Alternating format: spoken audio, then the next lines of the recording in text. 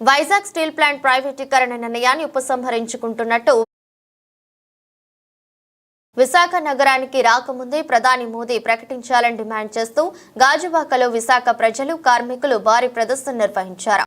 కేంద్రంలోని బీజేపీ ప్రభుత్వ కార్మిక ప్రజా వ్యతిరేక నినాదాలకు వ్యతిరేకంగా పెద్ద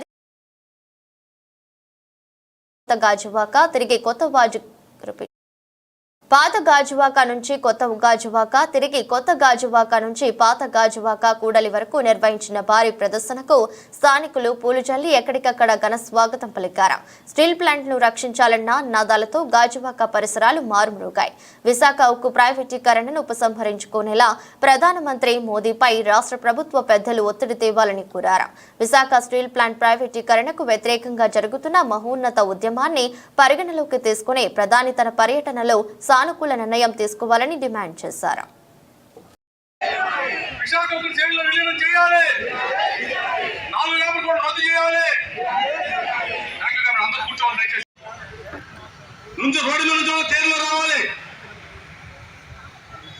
గట్టిగా స్వాగతం వినపడం అందరికీ విశాఖ ముక్కు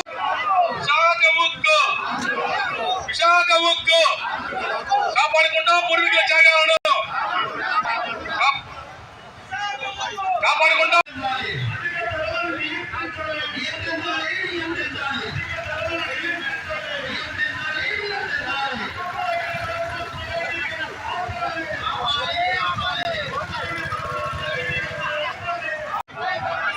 కాంట్రాక్ట్ కార్మికులు 20,000 జీతం ఇవ్వాలి. విశాఖ సేవలు విలీనం చేయాలి. 4 లేబర్ కోడ్ రద్దు చేయాలి. అందరూ కూర్చోవాలి దయచేసి. నుంచి రోడ్డు నుంచి తేరులో రావాలి. గట్టిగా స్వాగతం వినపడం అందరికీ విశాఖ ముక్కు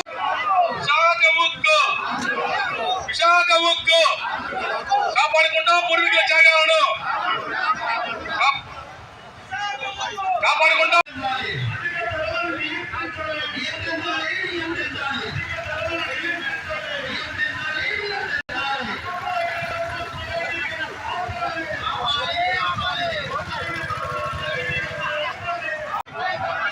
కాంట్రాక్ట్ కార్మికులు 20,000 జీతం ఇవ్వాలి.